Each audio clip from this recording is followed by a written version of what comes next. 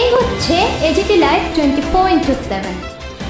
This is AGT Live 24/7। দীর্ঘ প্রায় 15 বছর পর আমবাসা কলোনির রাস্তার কাজে হাত দিল আমবাসা পূর্ত দপ্তর।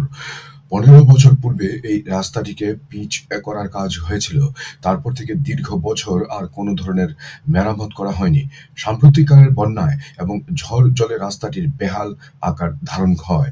আমবাসা পুর পরিষদের 10 নং ওয়ার্ড এলাকার মানুষজন বারবার রাস্তাটির মেরামতের দাবি নিয়ে পুর পরিষদ থেকে মহকুমা শাসক এবং আমবাসা পূর্ত দপ্তরেও কড়া নাড়েন। এলাকাবাসী দাবি করেন অতি সত্বর এই রাস্তাটির মেরামতের জন্য। শেষ পর্যন্ত আমবাসা পূর্ত দপ্তর এই রাস্তায় নতুনভাবে কার্পেটিং এবং কিছু কিছু এলাকায় সাইড ড্রেন নির্মাণ করে চলেছেন ঠিকাদারের মাধ্যমে। নতুনভাবে রাস্তার কাজ দেখে এলাকাবাসীরা প্রচন্ড আনন্দিত এবং খুশি, কারণ সামনেই সার্বজনীন দুর্গোৎসব।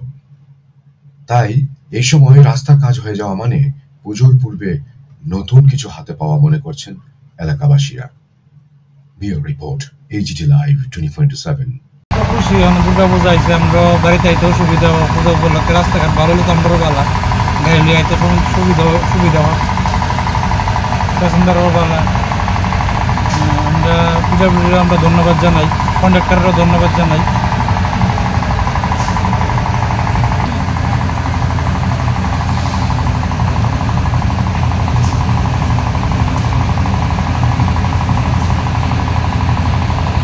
পথে সামনে দুর্গা পুজো আসছে, রাস্তাটা আবার ঠিক হচ্ছে নতুন করে, তাহলে তো আমাদের অনেক কষ্ট হতো।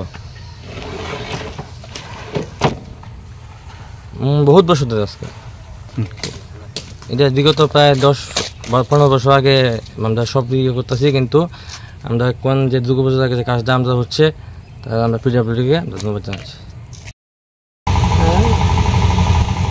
এই রাস্তার ব্যাপারে আজকাল দীর্ঘদিন যাবৎ 15 বছর আগে, অনেক আগে রাস্তাটা হয়েছিল, এরপরে আর রাস্তা হওয়ার কোনো খবর নাই। ওখানে আমি মনে দেখিয়া আইয়া বাইরে এসে খুব খুশি হয়েছি দেখিয়া, এটা আমাদের ভাগ্য ভালো, রাস্তাটা হইতেছে খুব ভালো,